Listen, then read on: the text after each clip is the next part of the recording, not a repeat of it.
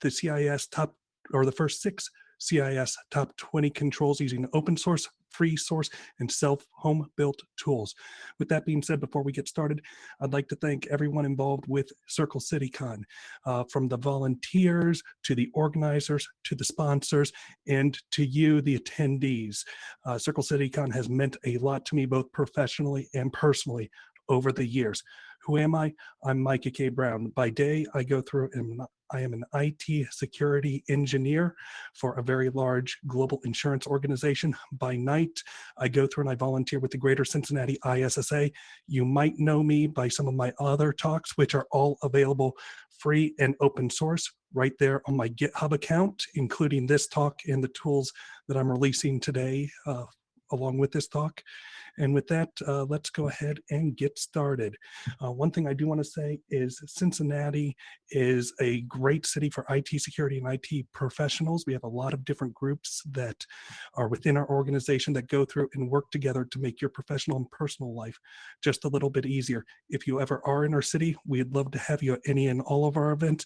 If you're not in Cincinnati, I would challenge you go through and find those types of groups within your own. Now, getting started with control 1, inventory and control of hardware assets. One of the hardest things that I have to do as a global enterprise is the simple tasks at scale. And nowhere is this more typified in terms of control number 1. And truthfully, and rightfully so, how can I, as an IT security practitioner, go through and how can I protect my organization? How can I protect assets that I have zero knowledge of?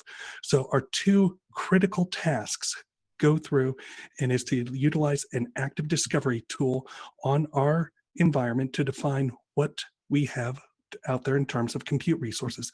Then we need to go through and we need to document in a central location. Usually this is called a configuration management database, or CMDB, to go through and describe all of the assets that we found.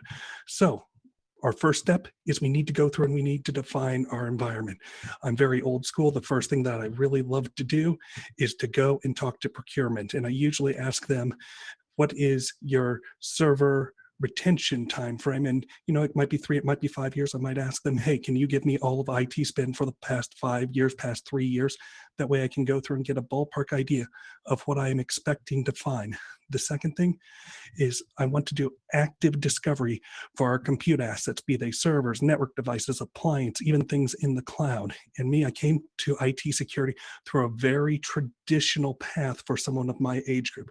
That means I started on the help desk. Then once I became too valuable there, I moved over to a server admin. Once I became too valuable there, I got upgraded into the networking team and finally made it over to IT security. So for me, when I start wanting to discover the environment, I go to each site's core router, core switch, and I just dump the routing table. That's going to give you about 80 to 85% of all of your networks. You're going to miss a couple things. The things that you're going to miss is anything that follows the all zeros path out to the internet. You're also going to miss air-gapped environments, which are very critical for us to go through and to do these tools, tactics, techniques to implement these controls on. And then I take those list of networks and I feed them into an active discovery tool. For client systems, for servers, we usually have some sort of automated control tool. So it might be Active Directory, it might be Free Radius. We might also have malware or client discovery tools or client package management tools. I like to query all of those and compare them to make sure that they are tightly focused on relatively the same, ideally the same scope of topics.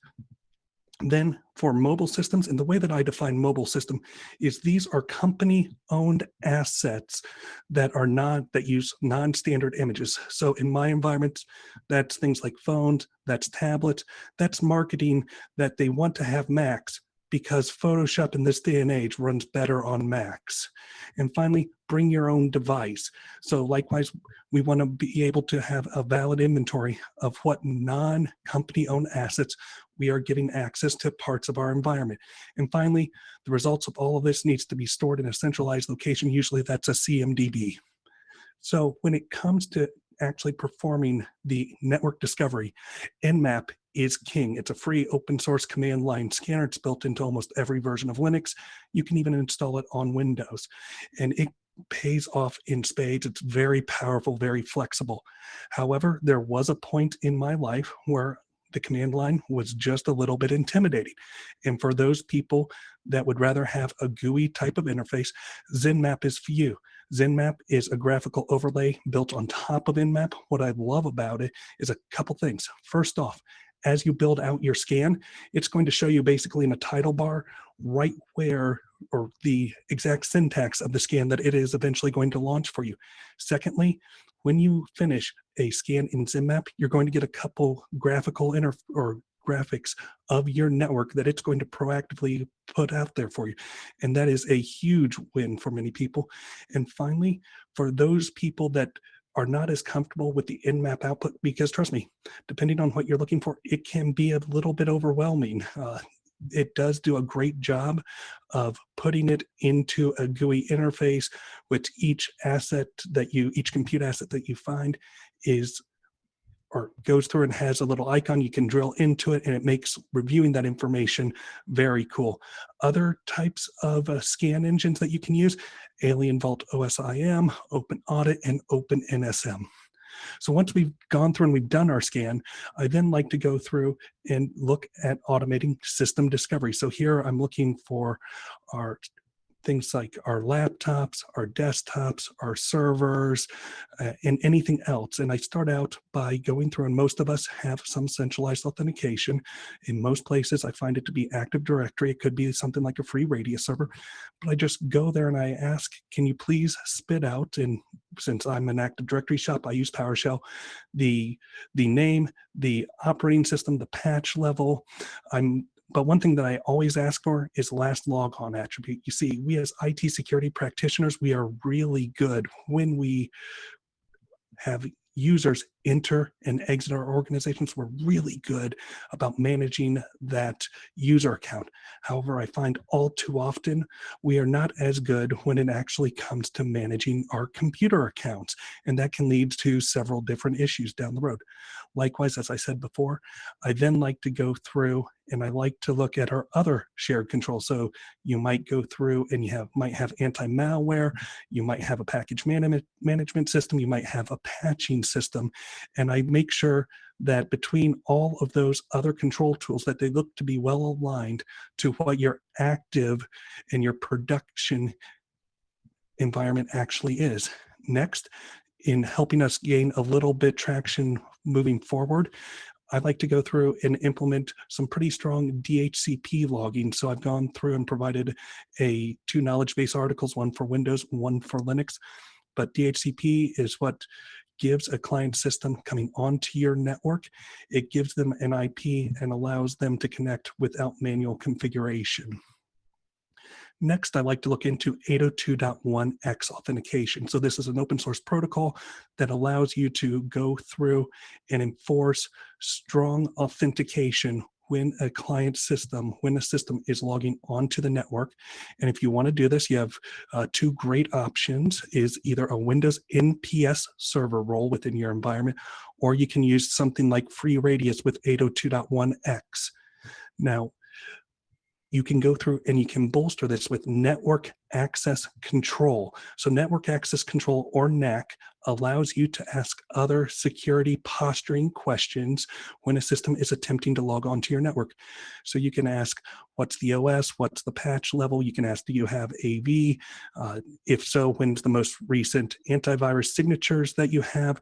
But you can also ask things like, can you please give me your certificate? So you could go through and push out trusted internal certificates to your end systems, and then querying for that type of certificate, you can say, yes, this is a corporate asset, or no, it's not.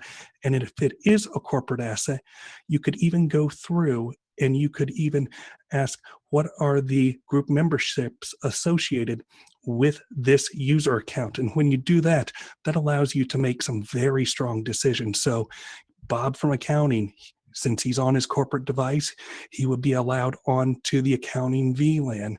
Alice let's say she's in IT, she would go to the IT VLAN. But let's say Alice has somebody, a guest coming in to giving a presentation for her on the new technology. Well, that laptop, when it tries to hit wireless in a NAC solution, it could go through and be sent directly to the guest wireless VLAN. So there's a lot of power in going through and having a well-tuned NAC. And there are some great free and open source. So Open NAC, Free NAC, Packet Fence, I played around with them, and all of them seem to be pretty good. However, just like most of our controls that we have to realize that they are based on some very very privileged accounts, as well as some pretty sensitive PKI cryptography keys. So we need to make sure that we're protecting them appropriately. Step 4, I kind of combined mobile and BYOD. Once again, mobile is company-owned, non-standard assets, bring your own device. BYOD, that is assets that are owned by others. Now, generally, we use some sort of an MDM, mobile device management, on those systems. And so we can simply go to that MDM and we can just ask for a report. Now, in some instances, I've seen an organization go through and to use a single unified MDM across the entire organization. In other instances, I've seen 2 versions of the same MDM, one for more of the company-owned assets, mobiles as I call them, and one BYOD for otherly owned assets.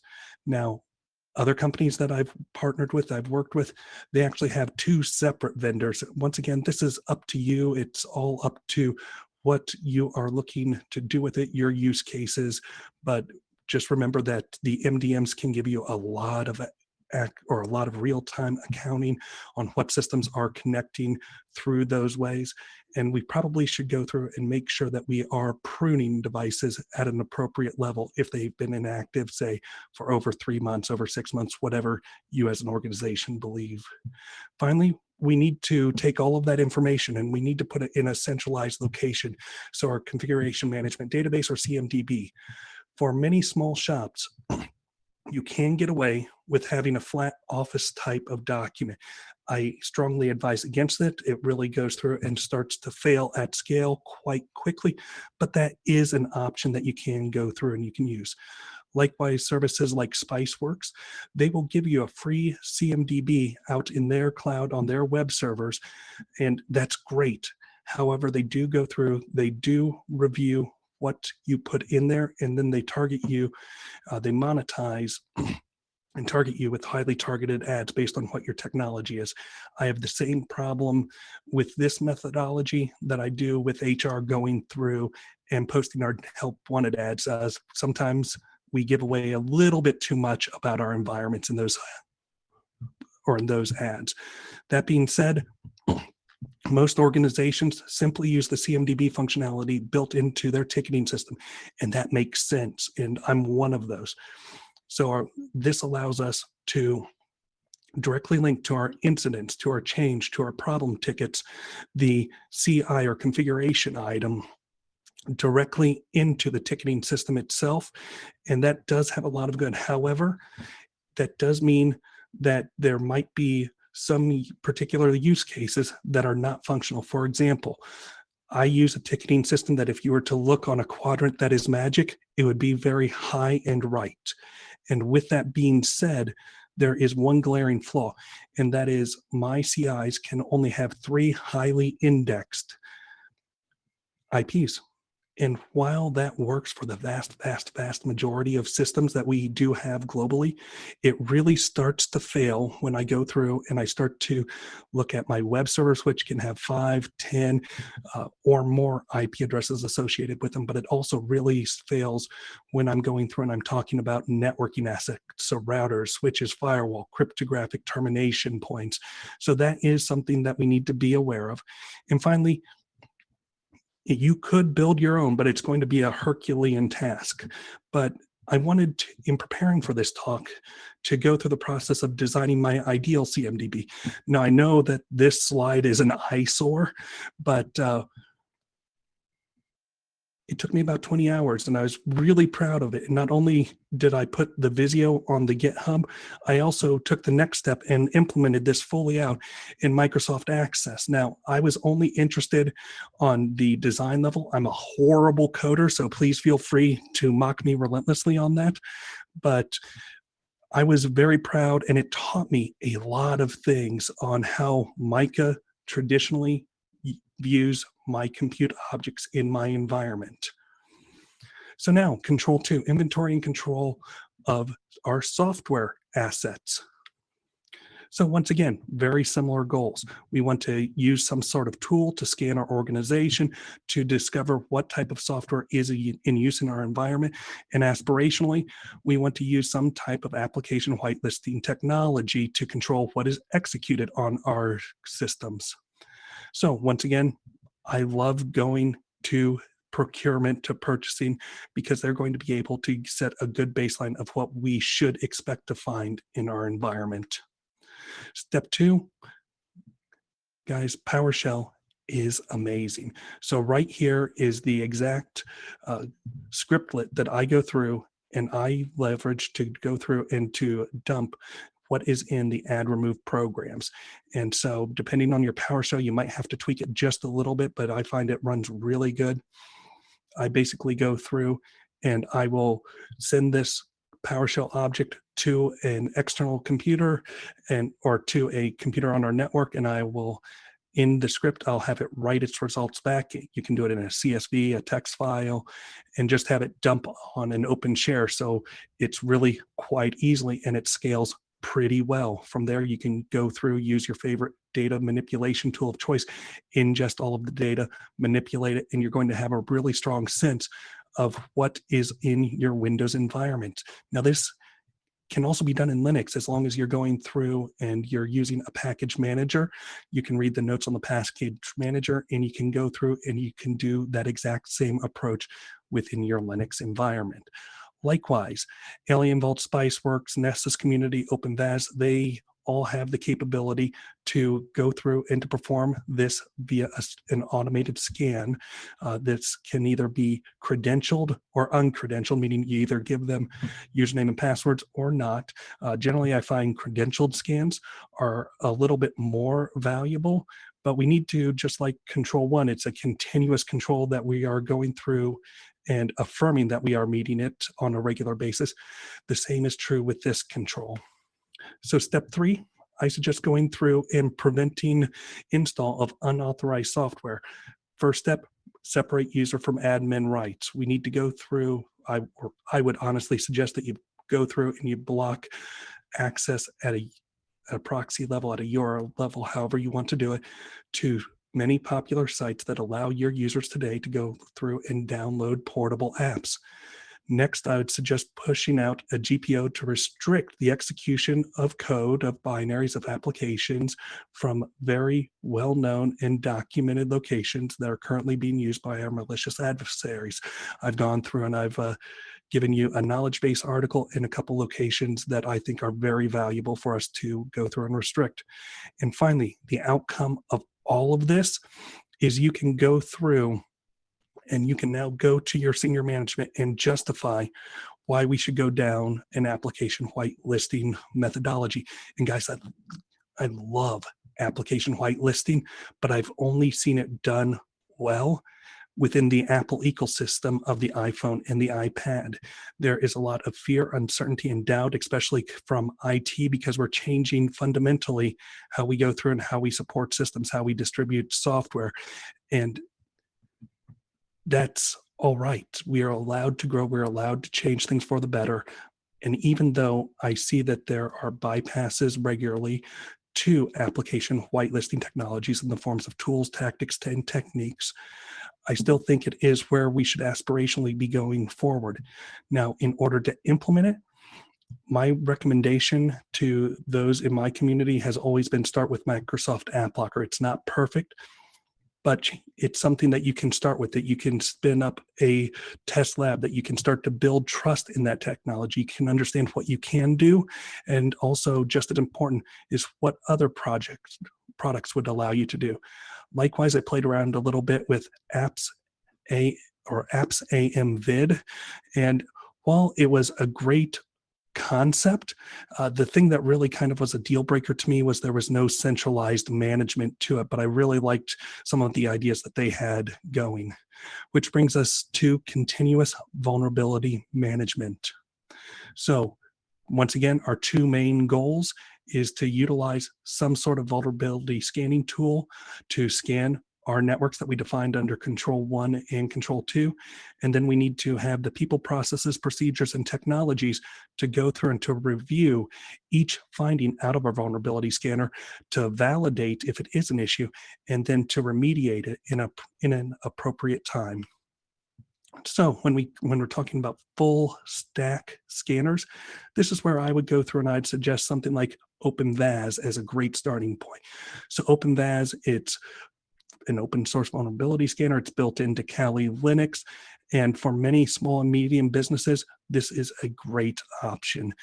One of the things I appreciate about it so much is just by downloading Kali, I can either download the ISO or I could download the OffensiveSec virtual machine, do a quick update, and I'm ready to go through and to probe an environment that I'm authorized to.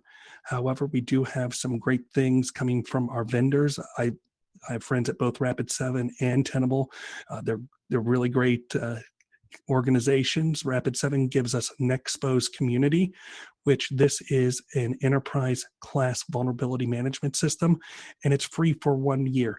Likewise, Nessus Essentials by Tenable, they give you a full enterprise vulnerability management system. However, they go through and limit it to 16 devices at a time, but that is something that you can keep for years as long as you want to in your environment. Now, if you're like my friend Cameron and you like to have human intelligent guiding these automated and semi-automated assessments, then Metasploit is something that is really fun for you to go through and you to learn to play around with, to probe those systems that you are either own or explicit or have the owner's explicit written authorization. Likewise, Retina CS is another vulnerability management solution that their free model allows you to have 256 free scan assets. Now, web servers, they're just a little bit different.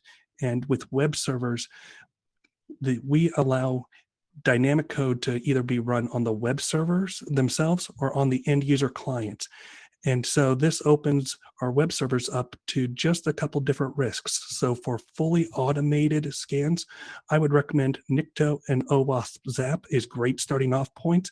And if you want to have more of the human guiding the assessment, Burp Suite Free is very, very fun. With Burp Suite, what ends up happening is it will sit between your server and the web, or your web browser and the remote web server, and you'll be able to see the full communication both ways, and even up to manipulating what is being sent and or received. So that can give you all sorts of fun discoveries. And finally, for SQL, I would recommend something like SQL Map. All right, Control 4, controlled use of administrative privileges. So our two main concerns is to go through and to separate user from administrative privileges and only give administrative privileges to those that have a proper business reason to have them. And secondly, to go through and to configure escalated logging of those administrative credentials.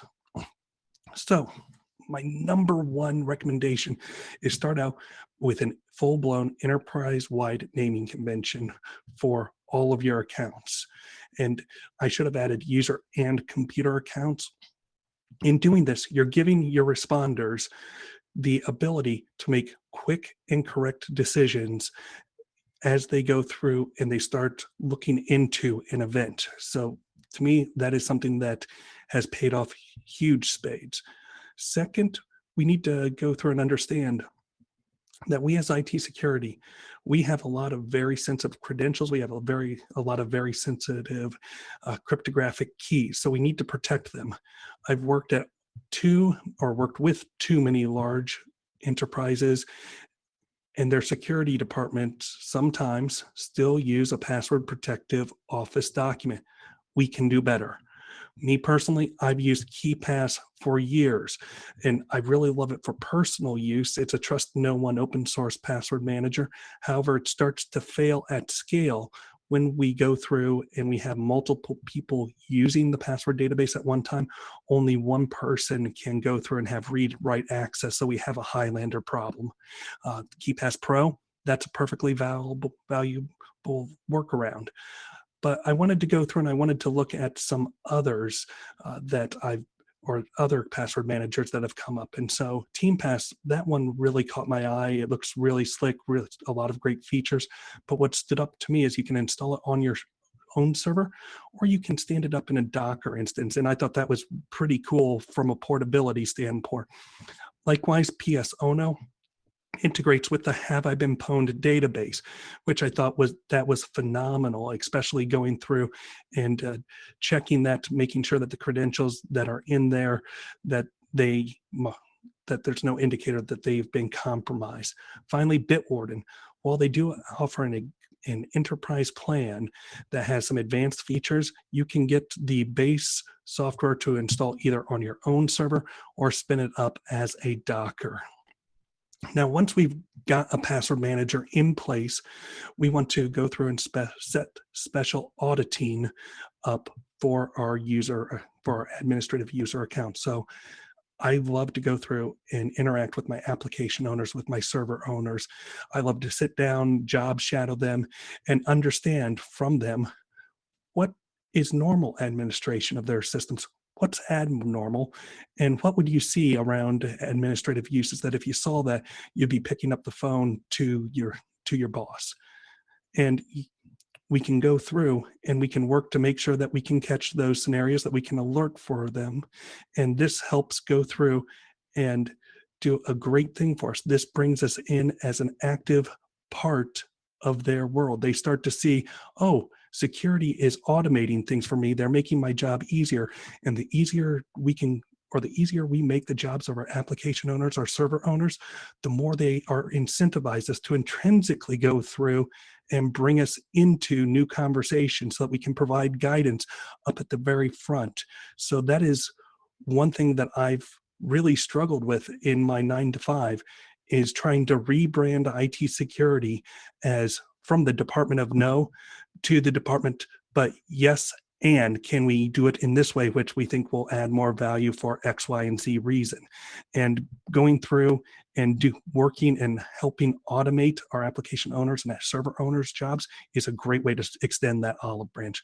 Likewise, we in IT security, we go through and we have certain use cases that we care about. For me, it's install, removal, updates to software, it starts, stops, creation, deletion of services, the creation, deletion of a share, the installation of patches, the creation, deletion of a network drive. It can also be network configuration changes. Oh, and anytime new admin access is added. A very simple rule that I wrote is we had an issue where we thought that non-IT security provisioners were creating service accounts in our environment. So I went through, found the Microsoft log, and I wrote a very basic rule. So if I saw a new admin user created and it wasn't created by any of the IT security provisioners, that we would get an alert. And that was very effective in helping us go through, discover, and tamp down that type of access. Finally, once we set this auditing in place, it's not like Ron Popeil, you don't set it and forget it. You have to constantly go through and probe that control is working. So I do this two ways. I like to go through and have a controlled break where I do something and I testing, did the alert go through and happen? And then I am a big fan of, even if we have an automated alert, at a reasonable interval, we should probably do a manual check to make sure that there was no breakdowns. And this is something that we, of course, have to do on a repeating process. All right, we're a little bit further than halfway here. I am going to have to go through and stop a little bit early because I've got another talk that I have to go to, Cloudy with a Chance of Breach with @TrishaKicksSass. So we'll move on to Control 5. And this is all about secure configuration for hardware and software on your devices. So our first aspirational goal, our first goal here is to go through and to define our system hardening procedures. And then we need to go through and we need to have some sort of automated tool to scan our environment to make sure that we are living up to what our hardening standard says we're doing. Now, this is where you as an organization go through and you do have some leeway. So for most small to business or small to medium businesses, I suggest please review the good frameworks out there and simply select one that you want to go through and you want to align to. However, if we say that we align to a standard, we need to make sure that we are actually going through and aligning to it. So in that case, CIS, NIST, Microsoft best practices, these are all great places where you can jump in and you can get a good start, a good running or a good starting point for this. That being said, I work for a very large global organization, and we have competing rules, laws, and regulations from a city to a country, even to regionally, as well as globally, conflicts. And so for us, what we've done is we picked a couple reference frameworks and we go through and we built our own security policies. And because of rules, laws, regulations, contractual agreements, it broke down into regions of the world. For example, I think it's fair to say, as expressed in GDPR and some other legislation, that Europe has a little bit more, how should I say, more expectation on the privacy of the individual and the data we collect about the individual than we do traditionally here in the States, although I do believe that we are seeing a rapid alignment with GDPR type of rules, laws, and regulations here in the States, and I expect that to go through and to continue. But that being said, so we have in America's image, a set of America's hardening guides, we have a European set of hardening guides, and we have an APAC set of hardening guides. And so whenever there's a change to one of our reference frameworks, we have to go through, we have to review it, and we have to make a conscious decision. Do we go through, do we need to update ours, or can we just leave it as is? And that brings us to the final control that I wanted to touch on today, and that's maintenance monitoring and analysis of audit logs. So our main goal is to create a local logging standard and then ensure that the appropriate logs that we as IT security and the business decide on are being sent to a centralized management location that can be a data lake, that can also be something like a SIM. So once again, I'm very boring. We need to define our logging standards.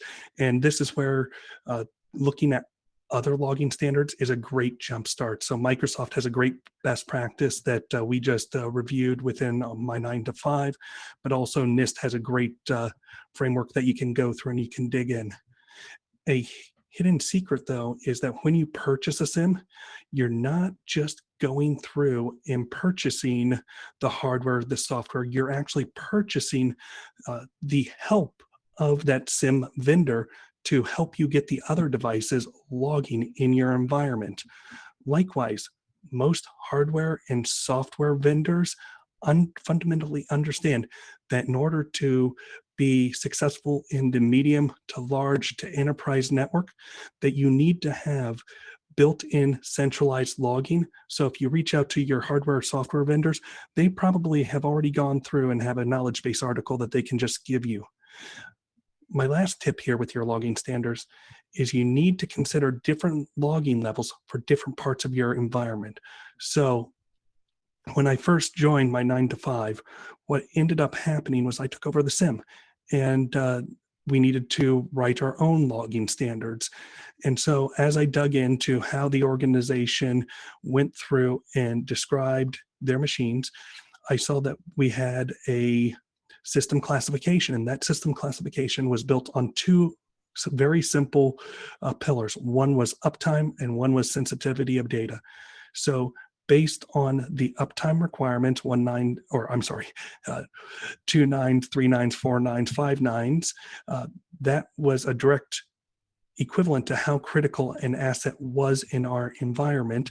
And we had our own internal data classification, think top secret all the way down to public. And based on where a system lined up in that analysis, that system logging level would define what IT tools as well as IT security tools are applied to that.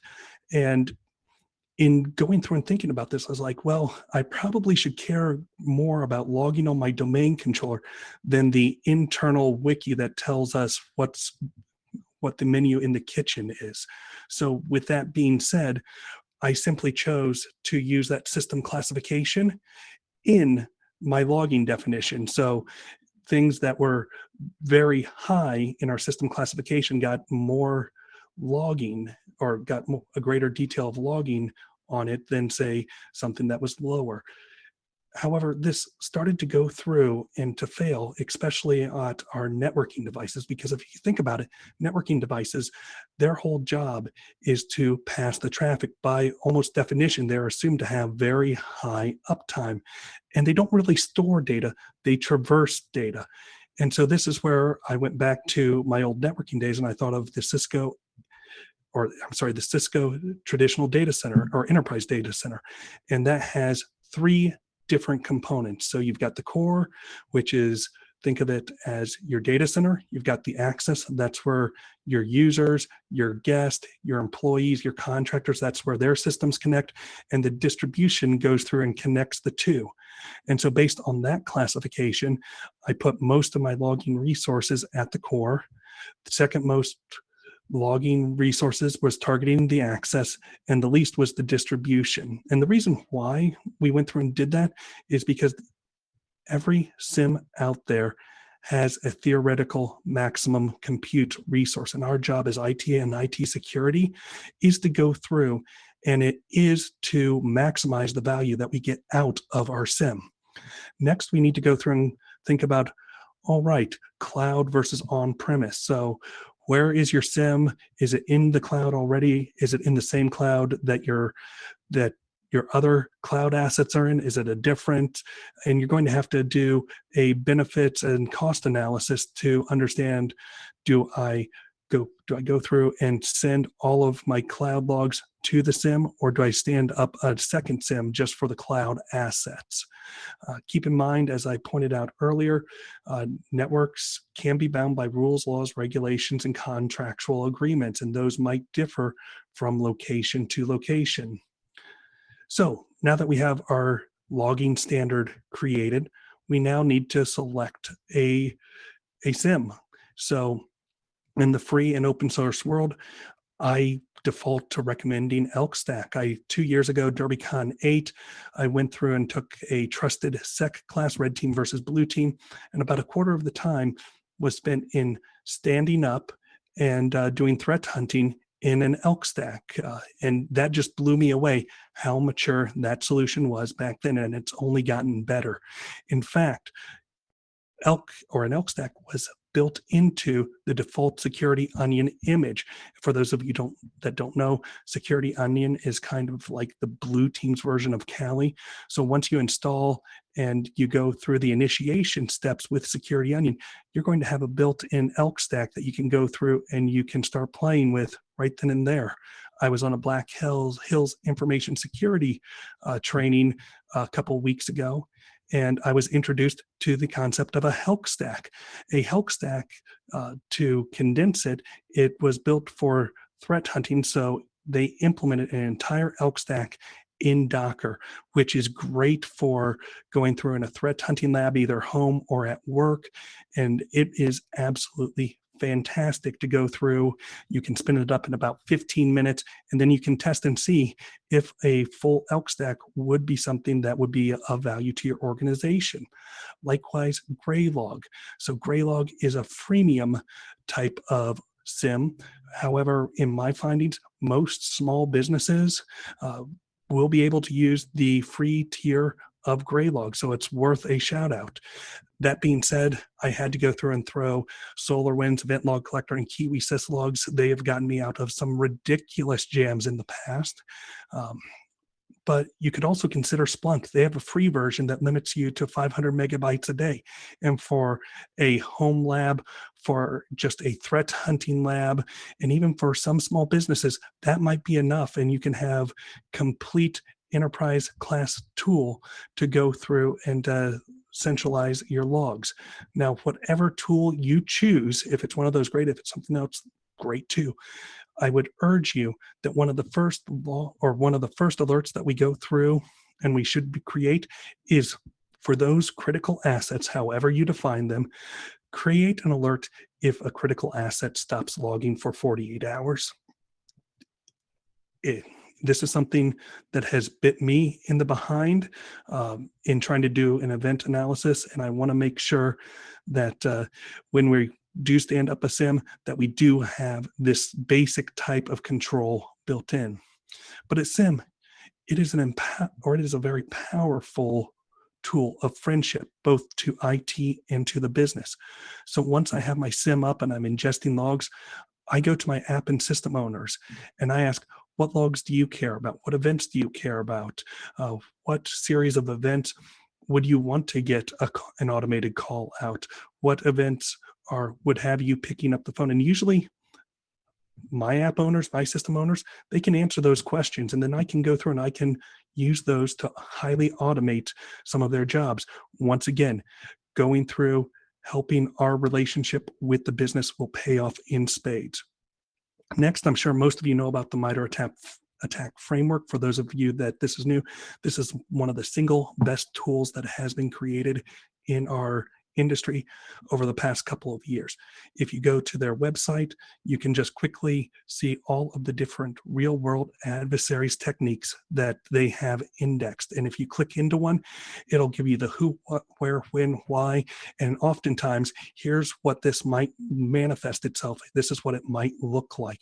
So if you haven't gone through and if you haven't looked at MITRE, please do yourself a favor, make that one of your favorites, and it's a wealth of information. For those of you that haven't heard of the Project Sigma GitHub, this is awesome.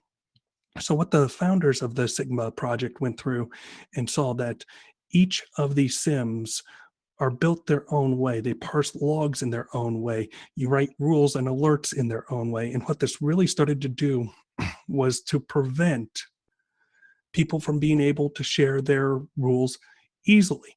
So what Project Sigma did is they said, great, we'll solve it by creating another meta rule framework for the SIM. I say that in jest, but that was the solution. And it's a really good one because if you go out to their GitHub, you can see all of the alerts that they've written in their own proprietary framework. And when I, as an IT security practitioner, look at those rules, I can understand their logic and I can go through and,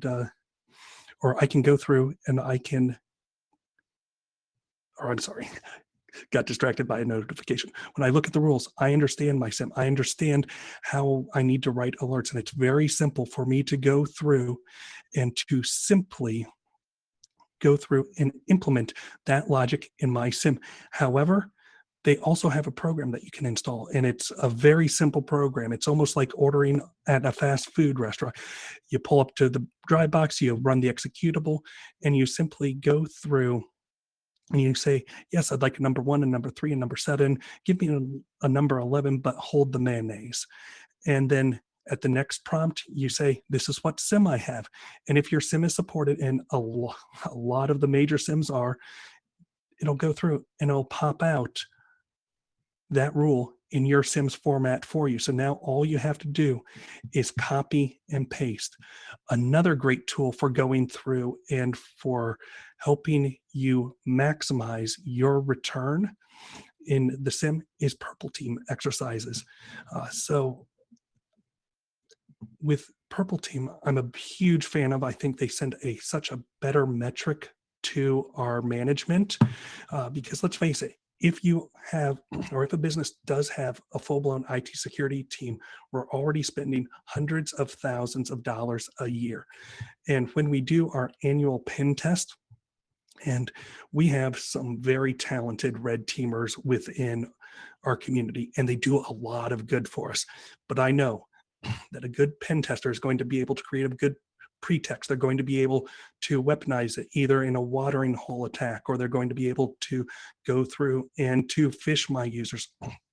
And I know that someone is going to be tricked. Someone is going to go through and is going to click the link to go to the watering hole attack. And when they do, I know that there is a chance that that red teamer is going to get a shell. And once they get a shell, they're going to find some way to live off the land. They're going to be able to potentially run a derivation of Mimikatz, and they're going to be able to spread laterally.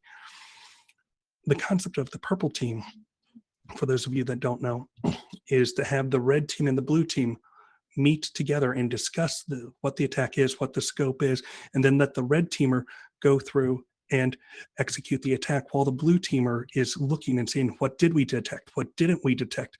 Then after the first attack is over, you meet back up, you debrief, this is what worked well, this is what didn't work well, and then you go through, you agree on some mitigations and controls, you implement them, you bring the red teamer back, they run it again with the blue team watching, and you get a much better optics message, because now when the final report goes to management, you can go through and say, this is quantifiably through this expenditure, how we increased security. And I think that that's just a lot better metrics, a lot better of a message for us to be communicating to our senior management. Next, we need to go through and we need to make allies with our audit. So about 6 months ago, I was going through and I was cruising around my network, and I found something very bad going on. And as I dug a little bit deeper, I found more and more that I didn't like. So I went to my CISO and I said, hey, we need to have a meeting. I think I found something. And as I laid out the evidence, he agreed that yes, we do need to go through and we need to do this. However, I need you to be prioritized on the topics that you're currently working on. So please just do this as you can. So this effort that I was independently leading was a Skunksworks project. I was spending 1 to 2 hours a week, and months went by until about 4 months later, I got a call from internal audit, or I got a meeting invite from an internal audit. And I was like, okay.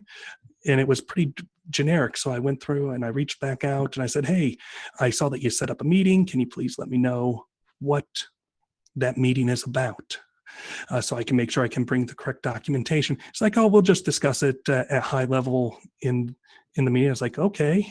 The hairs on the back of my head started to stand up a little bit. That's a little bit abnormal, but okay. So I showed up to the meeting. And I love my auditors, but I kind of have a feeling of exactly how much of technology they really, truly understand. And they were going through and asking me very highly technical questions that I wouldn't have expected. And sure enough, they had been briefed by somebody else within the business of the effort that I was currently going through and leading. And they were asking me questions. So I answered truthfully. And at the end, I explained what we were doing when it was detected that I was already working with the business as well as the CISO and management to go through and to resolve this. But then something happened. I got hit with an audit. And really, that wasn't a bad thing at all, because as soon as there was an audit, this got traction from senior management all the way up to the board level. And now whenever I went to any group, the response when I said, hey, I need your help doing XYZ was, yes, we'll go through and we'll get that. You see, audit, they have a very great purpose. They are there to make sure of the continuity of our businesses. They're there to help make sure that we meet any rule, law, regulation, and they have a seat of trust at the very most senior levels. So if we can make allies by helping automate their job, that starts out a very good relationship that is for the betterment of both groups. So audit does not need to be the bad guy. In fact, no, we need to be brothers and sisters with our auditing team. They are there to hold us accountable. They are there to make sure that the business can be sustained. And With that, I need to go through and to bring this presentation to a close. I would love to continue this conversation here, there, anywhere. Please feel free to reach out to me. My slides are on the GitHub, just github.com/Micah K. Brown. Thank you very much once again to everyone involved with CircleCityCon. This conference has meant a lot to me, both professionally and personally. Thank you very much and have a great rest of your conference.